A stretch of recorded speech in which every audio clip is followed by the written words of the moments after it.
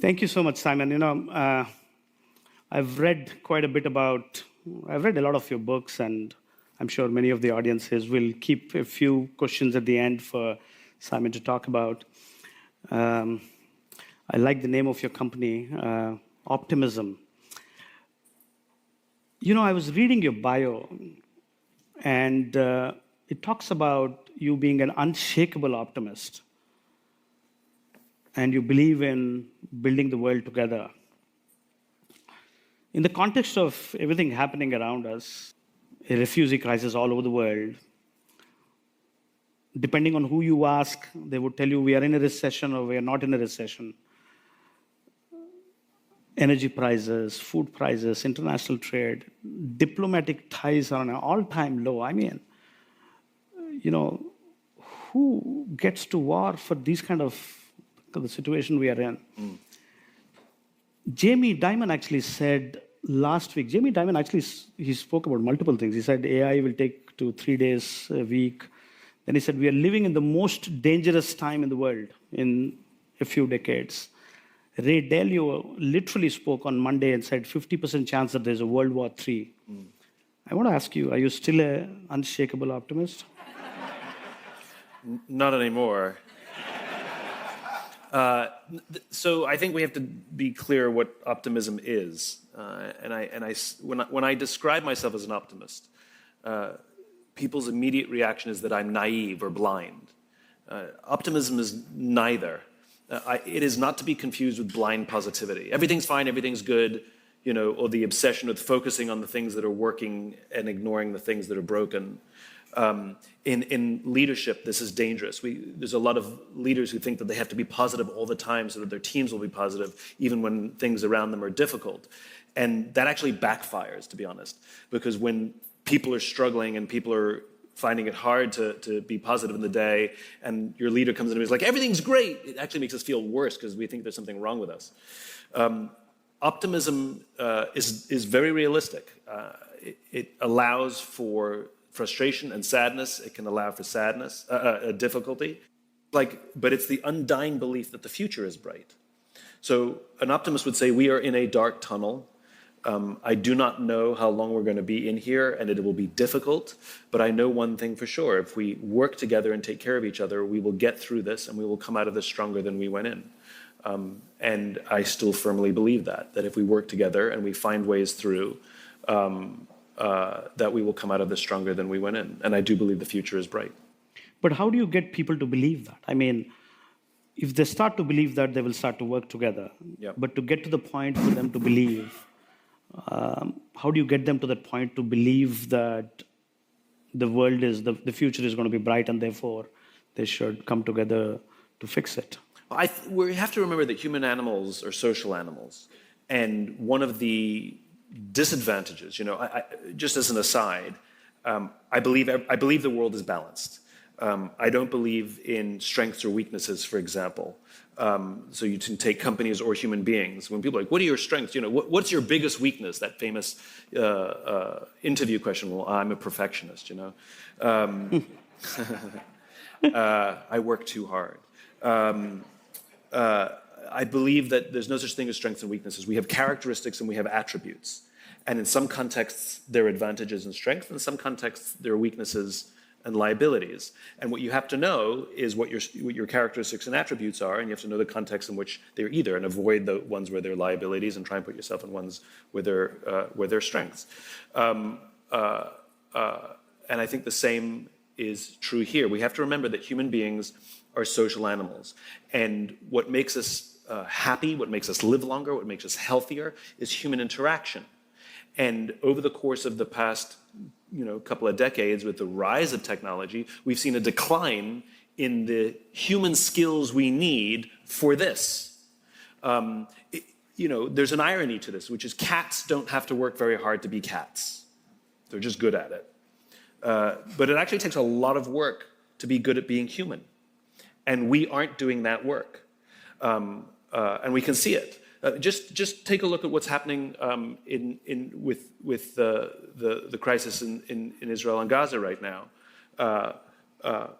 It used to be a time where when we read the news, the horrible news, we would call a friend and we would vent our anger or sit in our sadness. And our friend could hold space for us. Our friend could hold space for us while we went through this process, right? Now what's happening is we see the news and then we go online and we vent our anger or express our sadness in the open for the world to see, right? And then what's happening is people are reacting to our reactions.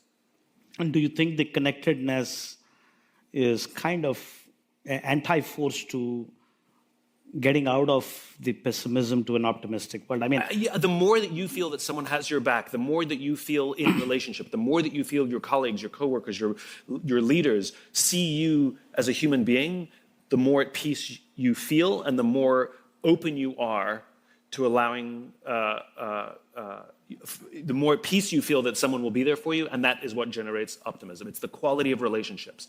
And for all the benefits of technology, and I love technology, we cannot forget that we are legacy animals living in a modern world, and we have to do the work to foster relationship. And great companies do that.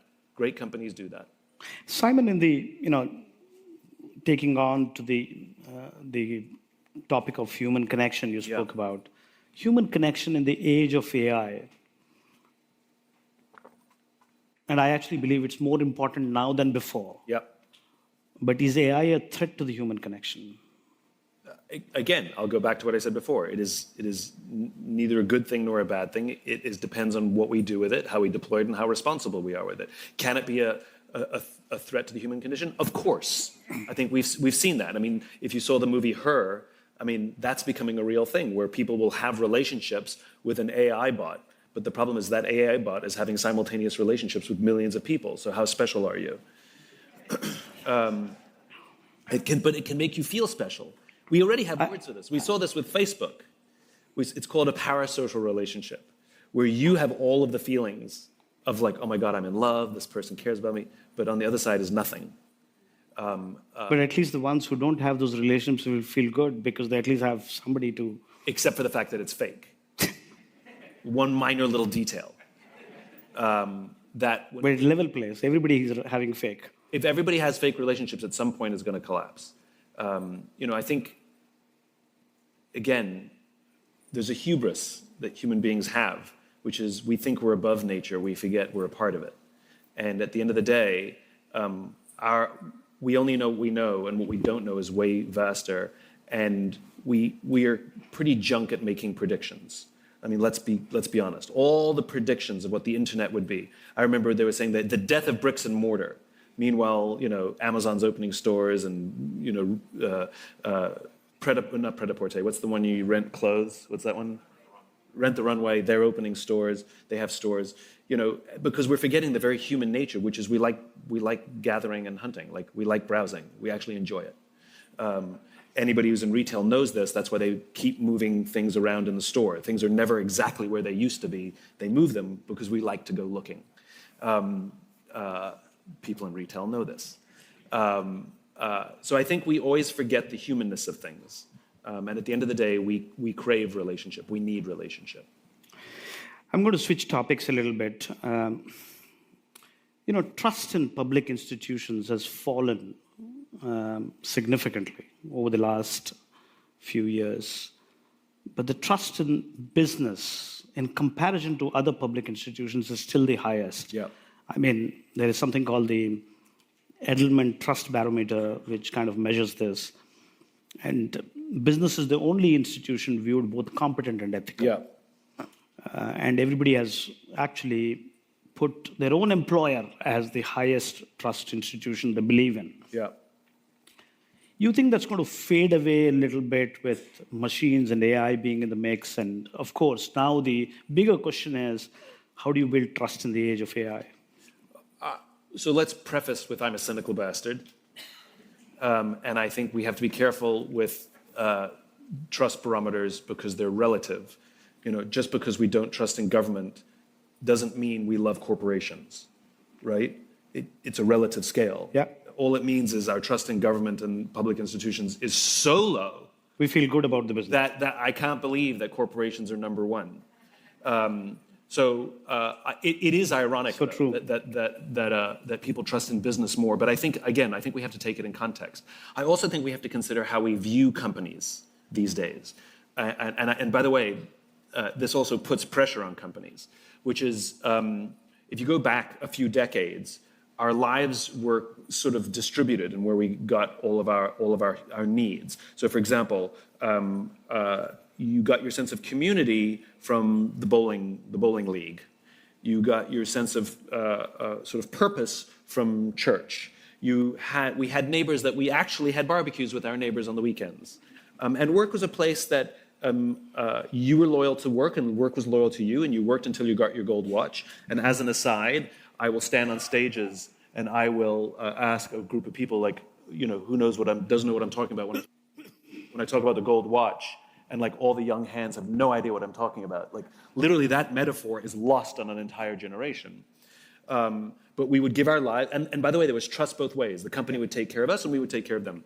Now, over the course of time, we've seen the bowling leagues disappear. We've seen church attendance decline. And what we're now asking our companies to do, asking our work to do, is we want them to fill the gaps. We need you to now offer me a sense of purpose. We need you to offer me a sense of community. Now we need you to agree with my politics as well. And this massive pressure on companies to fulfill all these human needs, which it's not a good thing or a bad thing. It is a thing. And so companies have to respond. And so I think the fact that people find a lot of those things at work, it probably increases the level of trust. So that's one of the positive sides. So do you see that flipping at some point of time where institutions which are public in nature should have higher trust than businesses? I would love to believe that we should trust government more. I guess I'm an idealist. I think these things are cyclical. I think world events will affect them. After September 11th, we saw public trust skyrocket. So, I don't think it's fixed. I think it'll wax and wane over the course of time. Simon, I'm going to switch gear to a very different topic. You wrote about circle of safety in your book, Leaders Eat Last. And that was way back in 2013. And I actually think organizational behavior has changed in the last 10 years.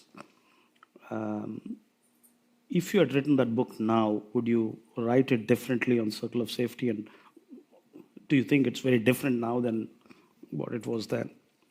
No, I think it's the same book because the book is the same. I'm saying if you had to write it now. Yeah. It would be maybe I'll use the different examples. But it would be the same conclusion because I wasn't trying to describe what trust looks like in the moment. I was trying to understand where trust comes from, like what is trust? And when you ask a question like that, necessarily you have to go backwards.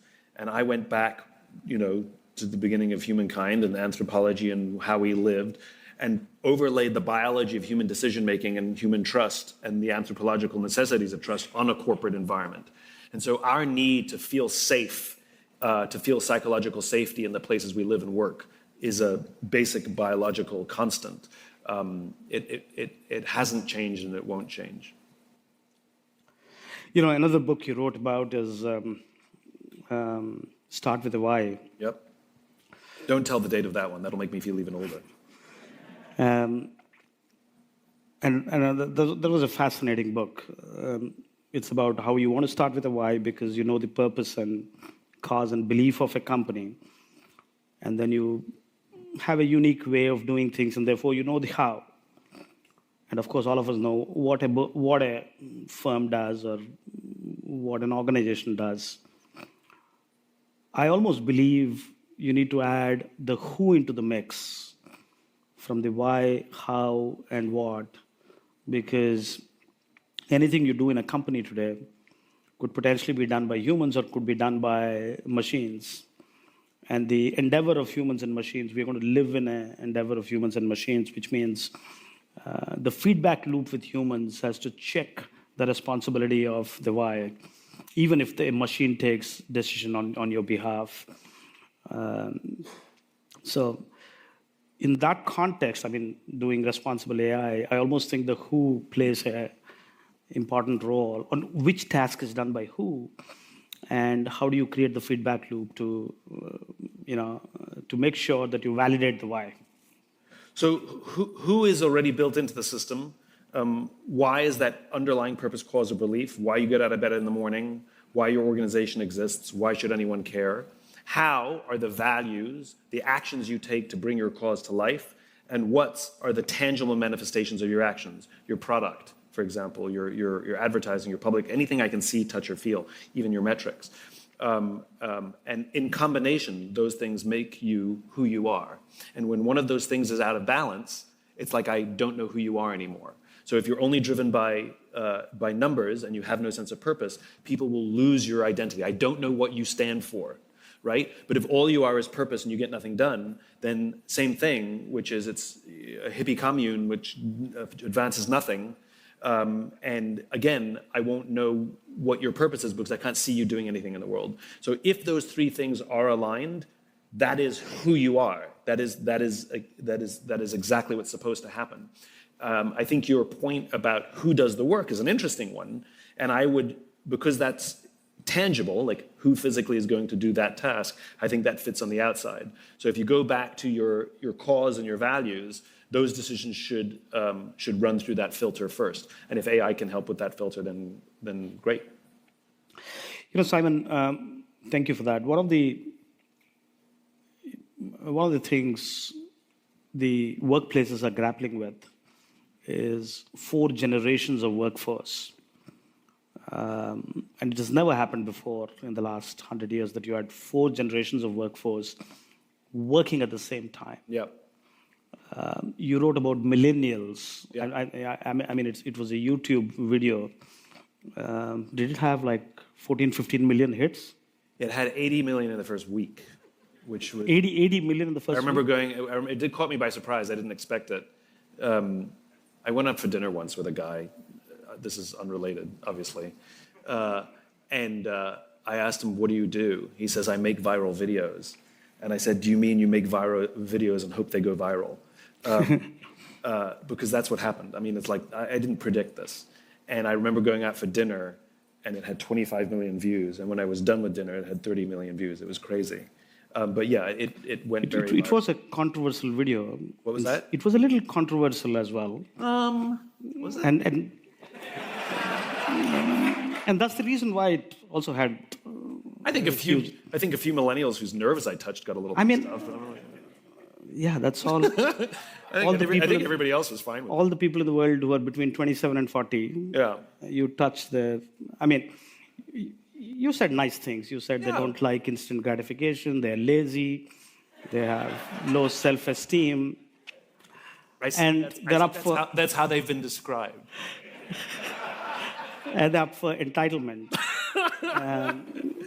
But you equally spoke about very interesting 4 characteristics. You said parenting, technology, impatience, and environment.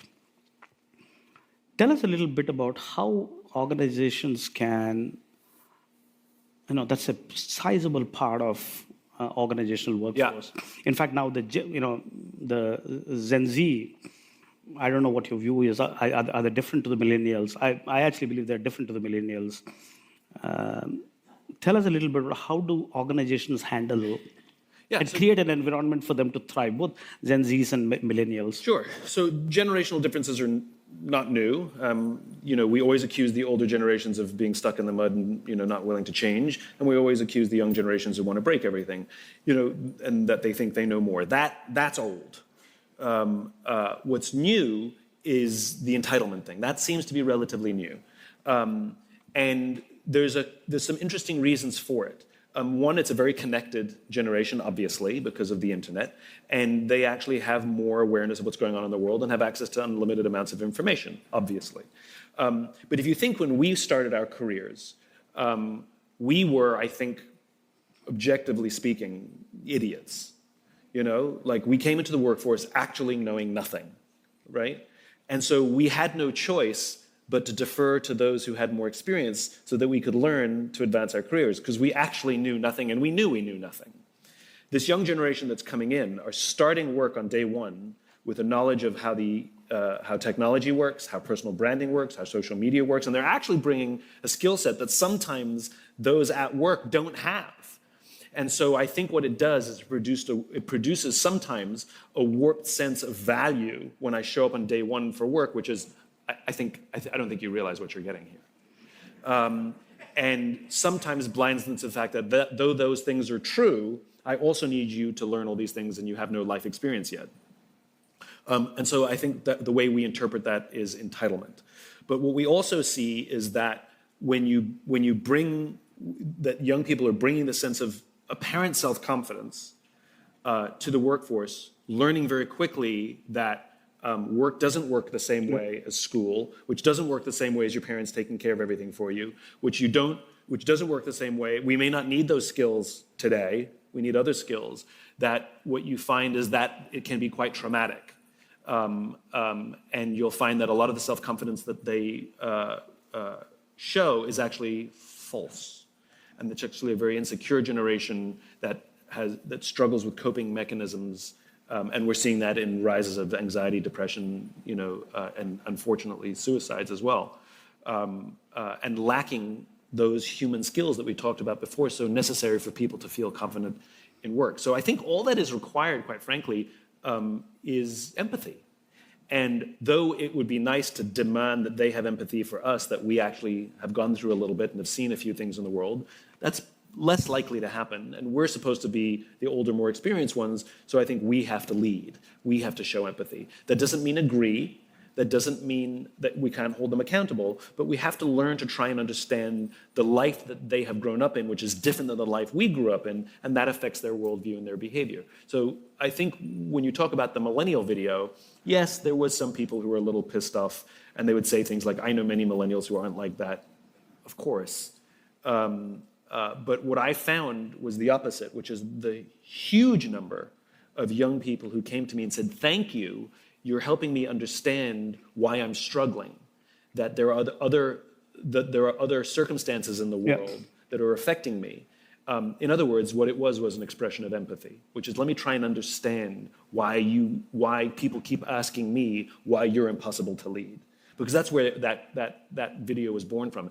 100% of the meetings I had, 100% of the speeches that I gave, invariably the first question was, I'm struggling to lead my millennials. Why are they such an unleadable generation?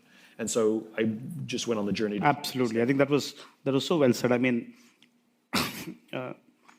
knowing what the millennials need and setting up an environment for supporting them and therefore getting the best out of them, I think was important. Just on the topic of knowing them, one of the things I'm personally very passionate about is asking for help. Vulnerability is not a weakness; it is a strength. It is, in some ways, it's easier for me as a CEO of a company to be vulnerable because I have no insecurity. But to build a culture of vulnerability where everybody can ask for help, I think is a huge strength.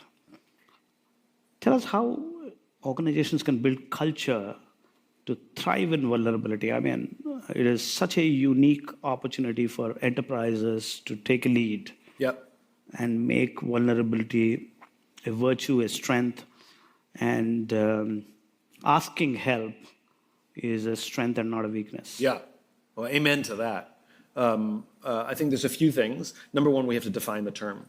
I think the word vulnerability scares a lot of people, especially in business. Nobody wants to be vulnerable. Nobody wants to share their weaknesses. Why would I do that? It'll hurt my promotability. I don't want to be humiliated. So I think first and foremost, we have to define what it means. This is why I like terms like psychological safety or circle of safety, that we have to build circles of safety. And I don't need to use the word vulnerable because then I end up having a semantic debate with someone. So when we talk about being in a circle of safety or feeling psychological safety or being vulnerable, what that means is, and I think we have to be declarative about what it means by the way of example. What it means is that I can raise my hand and say, I made a mistake, or I don't understand, or I don't think I have enough training to do the job you're asking me to do, or I need help. without any fear of humiliation or retribution. In fact, I can say these things with absolute confidence that someone will rush in to support me, whether it's my colleagues or my leader. And we've all been on a team where we had that. Unfortunately, we've also all been on a team where you'll never admit a mistake, you'll never admit any gap in intelligence or something you don't know, you'll never admit you don't have enough training, you'll never ask for help because it will get you humiliated or affect your promotability. And so if we can talk about the fact that we've all built like that and we'd rather work in situations like this, then we have to reward that behavior. One, we have to set as an example. So to your point, when you express that you don't know something or ask for help, that's a good thing. Also, I think people make a big mistake where expressing vulnerability is not the same as being vulnerable. Expressing weakness is not the same as being weak. So for example, if you sat in a meeting and you went, I don't understand this. I need somebody to explain this to me. I don't know this, right? There's no way you're inspiring confidence in your company. But if you simply own it, like, hey, I don't understand a single word of this deck. If somebody can please just explain it to me because I'm the complete idiot and I don't understand any of this tech stuff, that would be really helpful. And if you just say it with confidence, if you own it, it's the confidence that's inspiring, not the expression of the weakness. So I think if you're confident in your weakness, and you serve as that example, it allows others to do the same, also rewarding the behavior. In other words, when somebody asks for help, recognize, point it out, and say, yes, more of that, please. Because I think the incentive structures and reward structures affect people's behavior as well. I'm going to ask you a question which kind of just came into my mind. And I've never found a good answer for this, and I'm hoping you can. Performance appraisal systems in every company I worked for and every client I've spoken to have been the most controversial and the most debated topic. Yeah. And they never put vulnerability on the top. Yeah. If you write, these are the things I don't know, your performance appraisal is going to be the lowest. Tell us what you believe would be the best performance appraisal system, just a philosophy. Yeah. In an enterprise. I mean, it wasn't on my script. I was just trying to think about building something extraordinary for Cognizant, and I've never found one. And I'm quite sure many in the audience will agree that it's the most talked topic. Yeah. The person you're appraising always thinks that they've done better than what you think. Yeah. And you never agree. Or a small percentage agree with you because you've rated them high. Sure. I mean, you're not wrong. Tell us, is there a philosophy you believe the world has not tested, which somebody like you should, Sure. Yeah.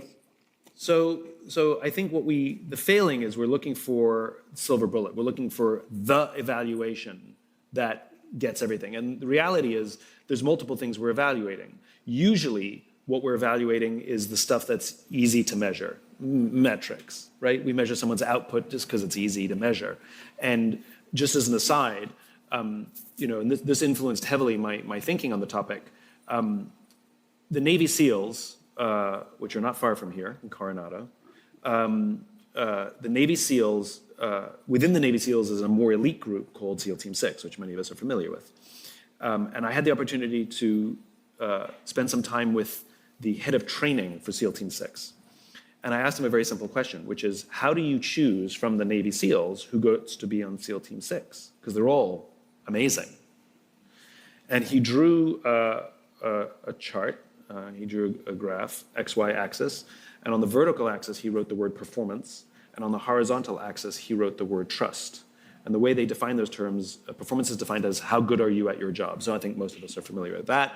And trust is defined, what kind of person are you? What's your character, right? Clearly, nobody wants this person, the low performer of low trust on their team, obviously. Clearly, everybody wants this person, the high performer of high trust on their team. What they discovered is that this person over here, the high performer of low trust, is a toxic team member. And they would rather have a medium performer of high trust, sometimes even a low performer of high trust, it's a relative scale, over the high performer of low trust, right? Now, if you look at it in a corporate context, we have 1 million metrics to measure someone's output, to measure someone's performance. And we have negligible to no metrics to measure someone's character or trustworthiness. And so what we have is a lot of toxic team members whose output is so strong that we end up promoting them into being toxic leaders, right? And so it's not that measuring the performance or the output is wrong. That's totally fine. It's that it's unbalanced. So we need something to balance it off. So what are we adding to that? I'm a huge fan of 360s, quite frankly. I think the way we do 360s is usually flawed, though. The way we do 360s is we don't put them in anybody's file and we don't use them as a gauge of promotion. We use it as a learning tool. And I want to see that your 360 improves over time. It's the growth that I want to see. And by the way, if you're growing, your teammates like you more and your output is better, as is the team's output. The way we do it, and it's a way, it's not the way, but we've tinkered with it and we like it, is you take the group of people you work with, so your core team, so it has nothing to do with just engineers or just marketing. Like if you have regular interaction, your team, and each person fills out a form, very simple. What are your three biggest weaknesses? What are three specific examples of your biggest weaknesses or areas that you believe you need the most improvement? You have to write three specific things. And then what are the three specific examples of the areas that you've grown the most or your natural strengths? And you put three specific examples. We collate them, we give them around, and then we sit in a meeting, and each person, one by one, has to read out their weaknesses, and the rest of us get to add to the list. And you don't get to say anything other than thank you. And we give a little preamble that starts off that says, these feedback sessions are to benefit you. We care about you. We want to see you grow as a human being. We want to see you grow as a team member. And the people in this room would rather not do this exercise because the stuff they want to tell you is really uncomfortable for them to tell you. But they're going to muster the courage to do it because they care about you. So say thank you. If you disagree with something, then just put it aside and brush it away. It's fine. If it triggers you, if it makes you angry, it's probably true. And so the only person who's allowed to record it is the person who's getting feedback, so if they want it for note-taking later. And you do your biggest... You do this in your firm, you said? What's that? We do these, yeah. You do your three weaknesses, and then anybody can add to the list, and you can just say thank you. And if you go, thank you, we shut that down pretty quickly.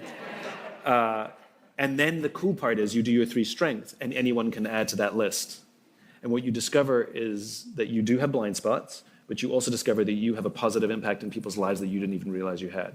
And it's pretty magical. The tears that happen usually happen with the positive stuff. It's really hard to do it the first time because it is a vulnerable environment, but over the course of time, it gets easier and people start really enjoying them. And there's variations depending on time. We've also changed it where you do it and then you invite three people to come and do it with you. Just makes scheduling easier. But yeah, we really like those. So we're constantly looking for ways to keep the quantitative and the qualitative a little more balanced.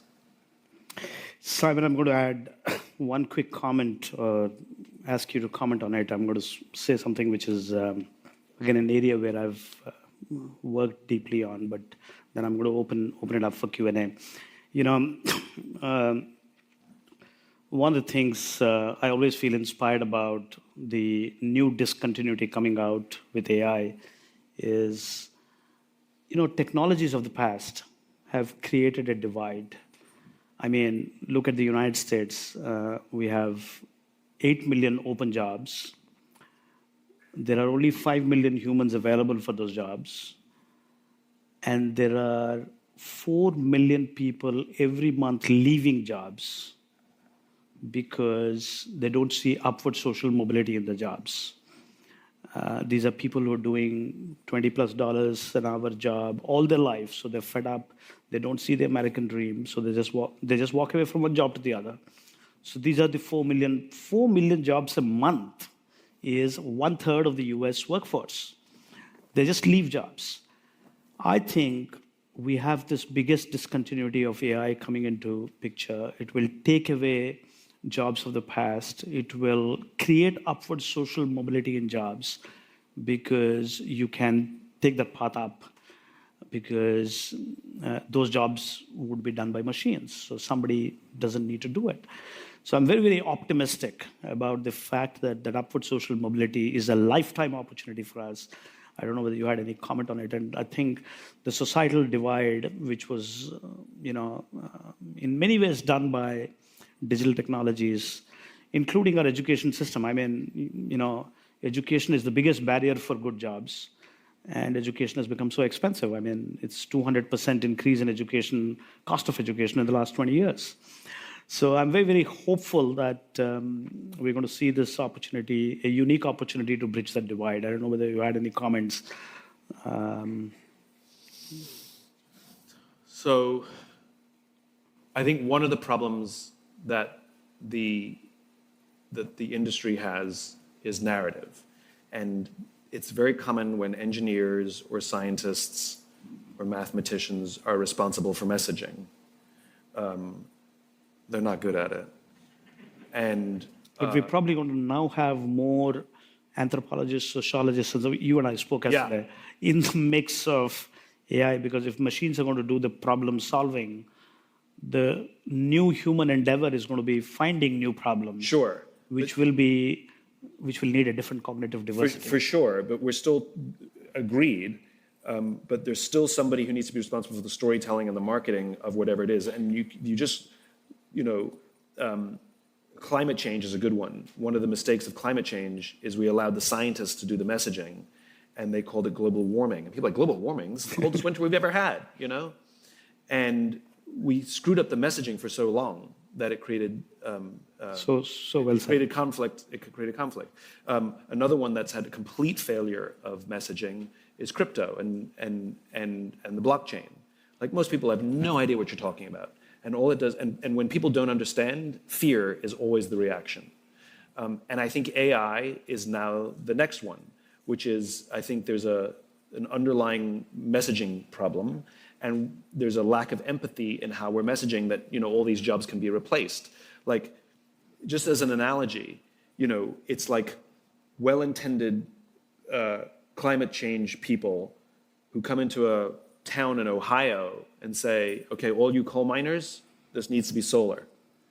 And what they're forgetting is that this coal miner, his father was a coal miner, and his father's father was a coal miner.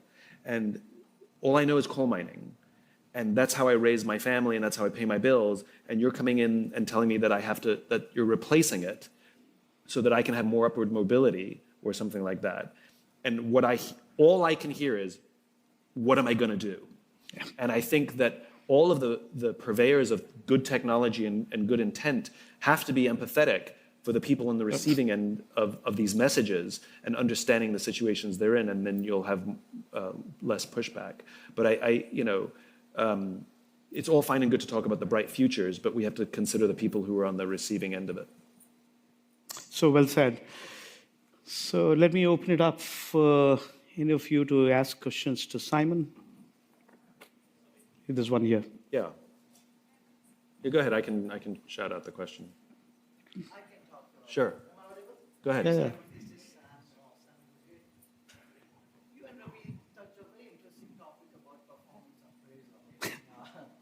I think, thank you. This has been going around ways saying that we should do it, we should not do it. But also, can we bring the house lights up, please? If that's possible. Is this better? Yeah, no, it's fine. I can see it. Thank you. Yeah. No, so my point is that why don't we talk about the culture of growth? Growth in a year rather than performance as an individual. We always talk about how you did in your job. Yeah. But if we say, hey, what's your journey? You're going to work in your life for 30, 40, 20 years. Where do you want to be at the end of retirement? Are you adding any value to your journey? Yeah. And measure that as one of the weighted in performing. Because if you're not doing right by yourself, you can't do right by companies. Right. So I think philosophically you're 100% right. I think one of the challenges is that most companies, and we've seen this over the course of the past few decades, most companies don't have the patience for their people to grow, right? So this is Jack Welch, Milton Friedman nonsense, which is companies have become shorter term, more quarterly driven, or at best annually driven. And I don't have patience to wait and help you on your growth journey. I need my growth and I need you to my numbers. It reminds me, Gary Ridge, who used to be the CEO of WD-40, also a relatively local company. He was on an analyst call, and the analyst said, "Gary, you missed your numbers." And he goes, "No, my numbers are fine. I missed your numbers."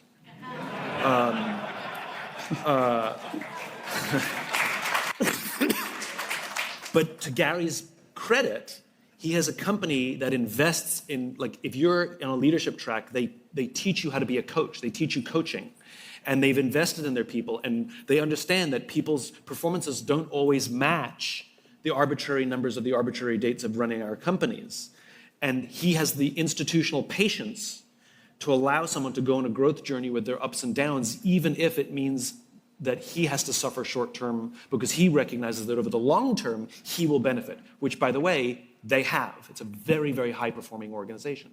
So I think not until the incentive structures and the intentions of the company align with the desire for our people to actually grow, because we talk about reviews. This is the problem with annual reviews, right? I'm not actually reviewing your year. I'm reviewing the past 2 months that I can remember.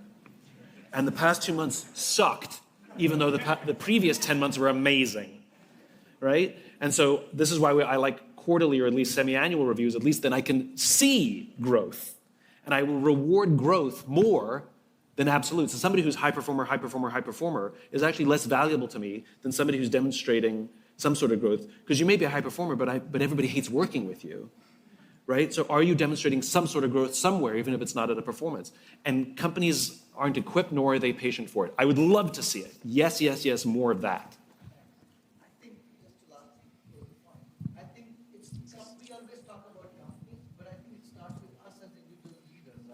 If we create that culture in a pod, if we hold our leaders responsible to grow their team members, it would work better for the companies. Of course, yes. Human beings are responsible for setting the cultures of organizations. Simon. Satish. Okay. I was told it's my turn. Yes, it's all good. All right. What I've learned is if you have the microphone. I have the microphone, so I get to ask the question. Yeah. So first up, big fan of yours. Thank you. So I get your daily notes to inspire, thank you. and I'm going to read one of those. It says, chaos is needed for innovation. Yes. Structure makes those ideas useful. True. Now, in today's age of AI, enterprises need a good balance of both Yes. chaos and structure. Yes. Very hard to do for large companies. Since you've worked with many global firms, have you seen good examples of companies that are able to balance and foster a culture of chaos and innovation? If so, what are some of the success criteria to doing that? So they're not apples to apples, meaning you can't live in chaos all the time, right? That would be unsustainable. But you can't live in strict structure all the time, because what you get is government bureaucracy, right? Which is, and my definition of bureaucracy or a bureaucrat is someone who doesn't care, right? And so you can't have that either, because it'll kill innovation and status quo will thrive. And so what you want is pockets of it. And so you allow for spaces for chaos. In other words, whether it's a project that you're working on, or if there's something new happening, you put it outside of the corporate structure, right? And you take it out of the bureaucracy and you allow them to play and break things. Also, I think we reward sometimes, we want to reward behavior, like initiative, but very often we only reward output, performance. I'll give you one simple example. So I was young in my career. I worked for a large ad agency, a large marketing firm, and we had a big new business pitch in the new year. This was December. And what was traditional is all the senior executives would do the business pitch. But it was Christmas time, so they all went on their vacations. And me and one other junior person were left back at the office. And they told us, prepare the war room for when they get back so they can do the pitch, which basically means hang the research on the walls. Well, that took an hour. And we still had a week. And so we decided to do the pitch ourselves, which is we went through all the research, we combed through it, we found some insights, and we wrote the deck. We wrote the pitch deck. And when the executives came back, we presented our work, and they used our deck in the pitch, which was amazing. They actually used our strategy, and we lost the business. We didn't win the pitch. And I got a huge promotion. My boss promoted me 2 levels up. I skipped a level because he wasn't rewarding my performance. He was rewarding my behavior because he saw the initiative that I took and he wanted more of that, So I think that's a large part of it as well. If you want innovation, you have to reward the kinds of behavior that begets innovation. But if we only reward output, all you're going to get is people taking safe roads because they want the output. So I think you have to recognize and reward the kind of behaviors that you want. Thank you for taking my question. There is a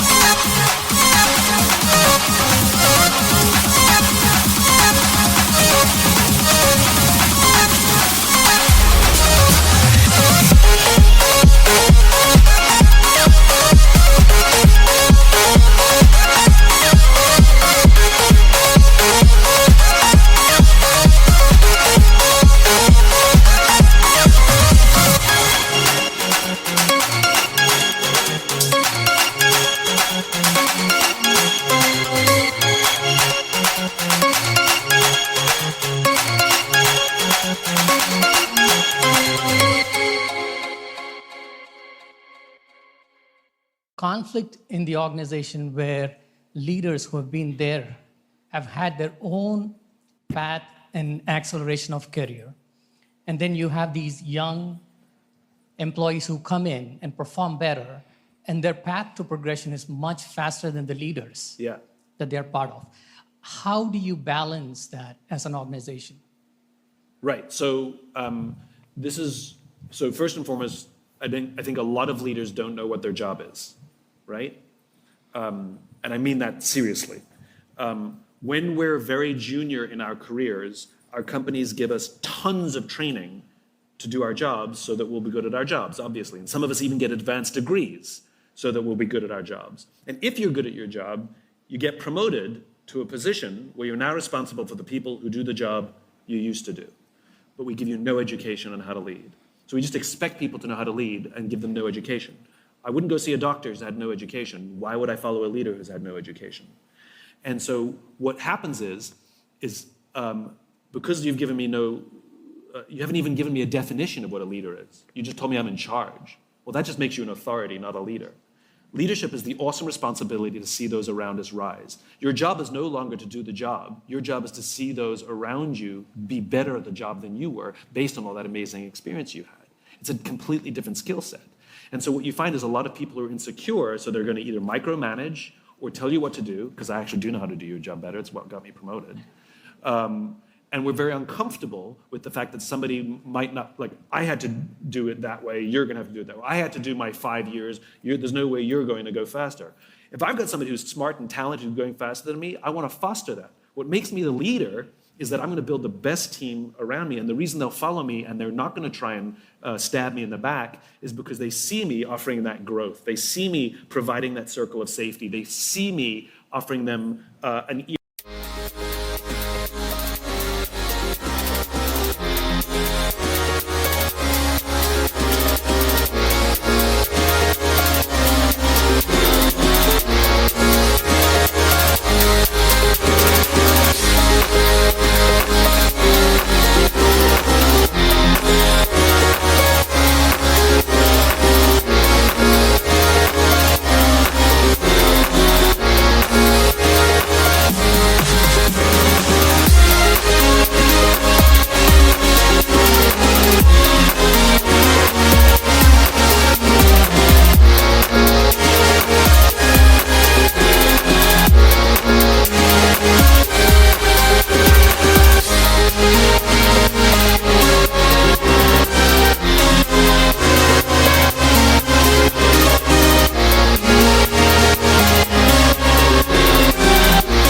For them when they're struggling or when they need help. I'm regulating when to jump in and help and when to let them figure it out themselves. And they know, like a parent, that I'm always there to support. And we aren't, A, telling leaders what their role is, which is to lead people, and 2, we're not educating leaders how to lead.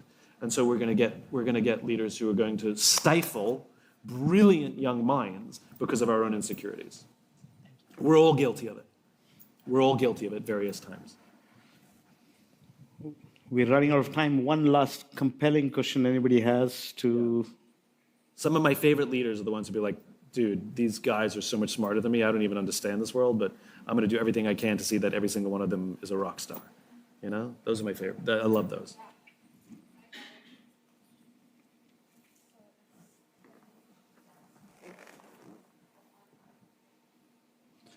Hey, Simon. Hi. As you had shared, the need for connectedness. Yeah. And for humans to come together at work, and then the whole story about millennials and Gen Z requiring that, mentorship, the connectiveness, the insecurity, and now with AI as well, taking away some of the lower end roles where people get training and how to work together. This whole work from home and work from office debate. Yeah. We have the whole spectrum, depending on companies, going from one extreme to the other extreme and in between. Where do you stand, and how do you see that kind of playing out? For us? Yeah, so I think of it a little differently. Most of these things, we think of these things selfishly. This is where I want to work, right? And I think of all of these things as acts of service. So first of all, we all know that the value of this event is not what's ever happening on the stage, as fun as it may be. The values of the event is that you're seeing friends that you haven't seen in a while, you're meeting new people, you're going to talk to people at mealtime, you're going to stand next to them on the buffet, and you're going to create friendships where you can actually call people like, hey, I'm going through this thing. What do you like? It's this that makes these events matter, because there's not a single thing we're doing on the stage that you couldn't see online. So why'd you show up? Because you want this, right? And I have a different point of view when I talk about it as an act of service. So for example, we know that when you go to an online workforce, let me take a step back. We know that in-person work really favored the extrovert. We know that, right? And we know that a lot of introverts suffered at work. And then when we all were sent home, the introverts were like, this is the best, right? And all the extroverts really suffered. And so when we're saying, hey, everybody come back to work, all the introverts are going, nope, no, no. I work better at home, right? And the answer is great, except for the fact that there's other people here as well. And you have to do it as an act of service, which is, yes, I do work better at home, but I'm going to come to the office now and then because I know that it's the right thing to do for those who work differently than me. And the extroverts have to say, I know that I want everybody to come back to work because I like it, but I recognize that some people need space to get their work done separately, and so I'm going to allow for flexibility at work. And so I think as an act of service to each other, we all have to let go a little bit of what we want. There's the combined problem of young people who started their careers or early in their careers tasted work from home, and they think it's the world's greatest thing, except for the fact that they're suffering serious mental fitness challenges. I don't use the term mental health. I don't like the term mental health, because mental health sounds like a standard that you have to reach, and most of us are feeling like you either have it or you don't. I believe in mental fitness, which is something you have to constantly work on. And they're suffering serious mental fitness challenges, right? And the anxiety is getting worse. They come to work, they freak out, and they say, you see, I can't ever come to work, not failing to recognize that it's the being at home that's creating the anxiety. And so I do think that we have to find mechanisms to bring people back to work or spend time with each other, do plenty of offsites, whatever it is, because I think 100% distributed work is bad for people. But I do think of it as an act of service. I think that we have to let go a little bit of what we want for the good of others and for the good of the team. Thank you so much, Simon. What a wonderful conversation. A round of applause for Simon. Thank you so much. Really appreciate it. Thanks so much.